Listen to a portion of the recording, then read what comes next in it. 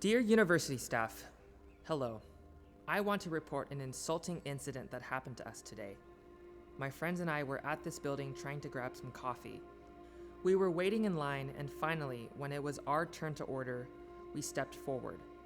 During that short time, we heard an absurd racist joke that people at the cashier made saying, "Watch out for the coronavirus." As everybody knows, the coronavirus is a global issue that has taken away more than 500 innocent lives. Treating us as that virus is both humiliating and insulting to the people who are suffering and fighting for that contagious disease.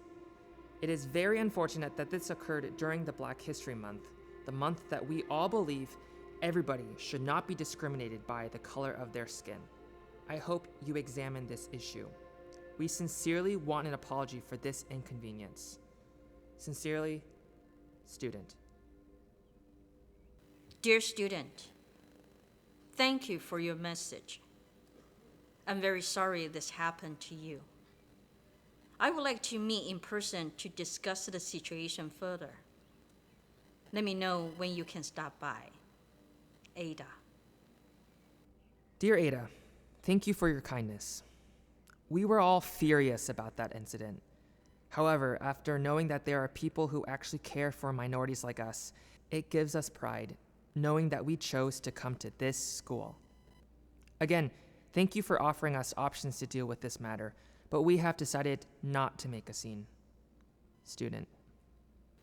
Dear student, I don't think you will ever read this message. I do hope at some point you will tell the story on your own.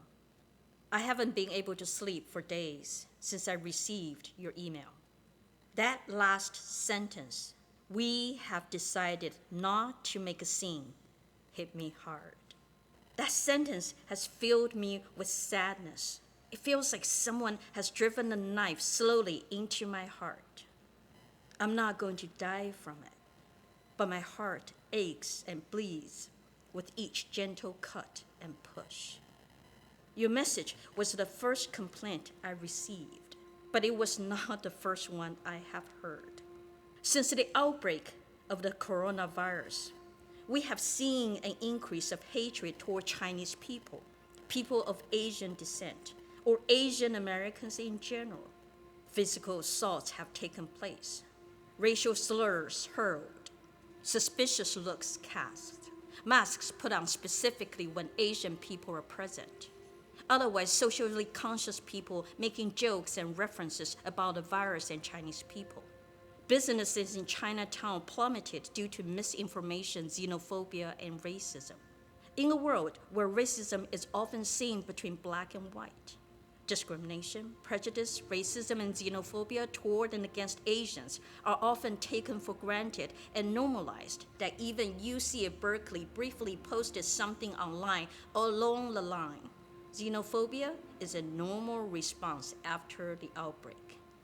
Our own president insisted on calling the virus Chinese or Wuhan virus, knowing fully well that a pandemic will bring out pre-existing hatred, xenophobic sentiments, and racist assaults against people of Asian descent.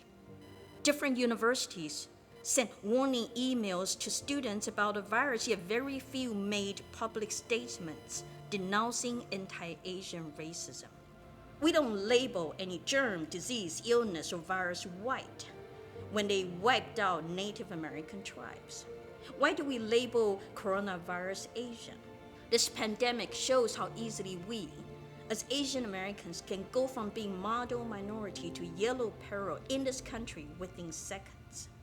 But what I want to write here is not about the virus. It is about that last sentence of yours. We have decided not to make a scene. I truly see you because you remind me of my younger self.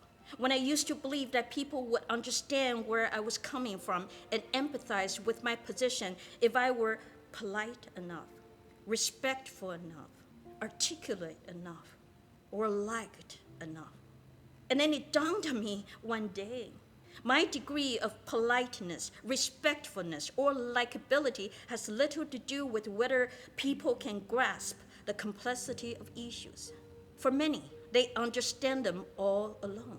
In my or our culture, I was taught since I was young to be quiet, to not speak up, to not challenge authorities, and to keep peace and maintain harmony. I had to work very hard to develop my own voice and to have one. When I was younger, I tried hard to balance between having a voice and wanting to be liked, having ideas and opinions, and being seen too opinionated and loud, and telling people how I really felt and what I really thought, and not wanting to alienate anyone with my truth. I still struggle with that. And I'm in my 50s. The reality is, there's no balance. It is a lose-lose situation for me as a woman. I do have the benefit of racial perception.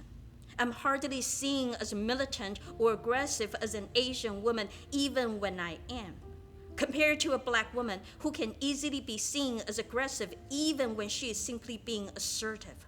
My body, as much as it may be sexually objectified, exoticized, or violated, is not seen as threatening, thus allowing me to freely navigate the world without anyone calling the police on me. And we know the ways our bodies are perceived can have life and death consequences. But the worst part is this.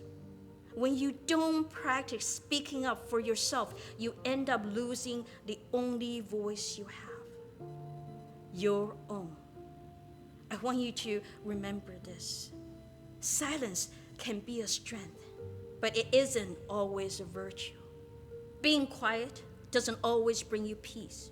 Being polite doesn't always keep you out of trouble. Being respectful doesn't always get you the respect in return. Please, learn to tell your own story, as I can't always tell stories for others. Learn to shout on top of your lung. Make a scene.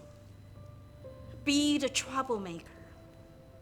Be the trouble for yourself and others. It's time. It's time. Ada.